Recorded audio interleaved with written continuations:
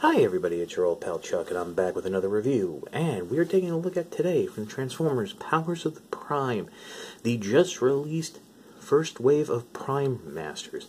And starting us off is Metalhawk with one of my favorites, Vector Prime. Now of course this is not how Vector Prime looked in the Cybertron cartoon, and that's something we'll just start off with right away. Is all of the Prime Masters are going to share the same body mold. The only differences will be the Prime Master insignias. This one is for manipulation of time. These work the exact same way and transform the same way as Titan Masters, and they even feature the same articulation. Instead of having a little weapon module, they come with pretender shells, and this is of course with the classic Japan-only pretender Metalhawk. Very rare and exclusive figure. And there's a couple ways that Vector Prime can interact with Metalhawk. One of the main ways is the shell can open up, and you go ahead and insert the Prime Master. Or this could probably work with a Titan Master too. Pop them in the shell, close it up, and there you can see the face through the helmet. Now, there is one other little thing you can do here. We'll pop the gun off the back here, and I would recommend not doing that too often, but there is a little peg that will fit in the hand, so Metalhawk can be armed. This, again, works with all the Prime Master shells. Their weapons can be held in the hand, but they really are designed to go on the back here, and that's because the Prime Masters can transform and become weapons for the larger power of the Prime figures. And here's Metalhawk with Vector Prime in gun mode. I almost forgot, you can pop Vector Prime out, and these are kind of tricky unless I'm missing something about popping these guys out. It is kind of tricky to do, especially if you don't have nails, but they do just pop out, and you can of course put them in their Prime Master mode. And there's some pegs back here with little grooves. Plug that in, and there's like the full weapon, just like that. So that's Metalhawk with Vector Prime. Let's take a look at Cloudburst. Cloudburst is very special and dear to me. That's because he was one of the original pretenders that I had as a child. And transformation is exactly the same. The only difference is that on this figure, the barrels of the gun clip into the shoulders, flip the peg down, and you have a double-barreled machine gun type blaster.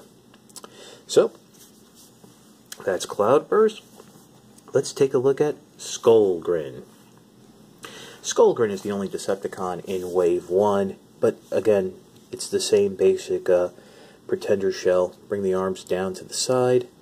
Go ahead, flip this back up and over, and this one does require a little extra force to clip into place. Your mileage may vary on yours. Bring the handle down, and there you go. Instead of a blaster, it's some sort of melee claw weapon. And if you look at it from the right angle, the horn here looks like it could be a thumb, so it doesn't even look like a little bit of a hand. But that's it with Grinning. Now I know what you're thinking. I left out two Prime Masters.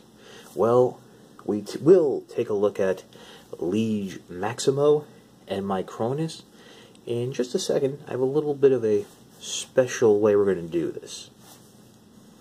Okay, I wanted to show some more of the interactivity, cross-compatibility with the Prime Masters with the new Legends figures. Spoiler for possible future review.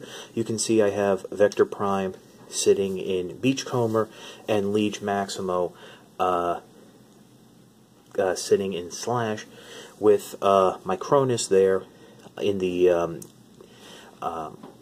Prime Master unit for Swoop. And unfortunately, I have to mention that for the one I have, the Prime Masters do not peg in. But here's a quick look at my Cronus's Prime Master insignia. Again, the robot mode is exactly the same.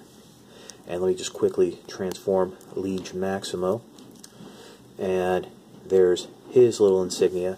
And, you know, as we've seen, they do fit just right into those little chest components.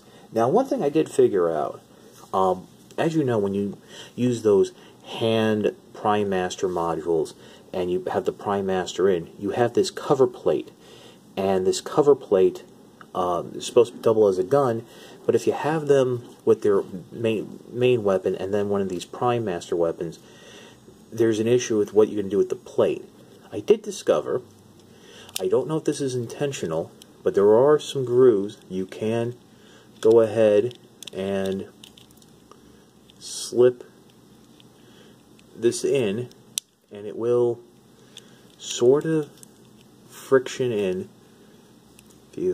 There's some grooving there. If you just should basically just secure itself in, that it'll sit there in the back if you don't have a Prime Master there. And it doesn't hold that well. It was actually holding better before. Oh, you know what? I was using Cloudburst, so let me try with Cloudburst, and yeah. See, some of them it works. You see with Cloudburst it holds fine, but say with Metalhawk here it just didn't work as well. So with some of these you'll have some storage. I'm sure it's completely unintentional, but with the others, you know, you'll have a chance of losing those little clear parts.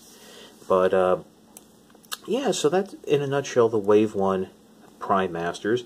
I got them off of Hasbro Toy Shop, which right now unfortunately doesn't have them in stock, but does have all of Wave 1, save for the leaders, listed, but just as out of stock. Amazon has the Legends, Prime Masters, and Deluxes, and Voyagers listed for pre-order. So you can, you know, shop around.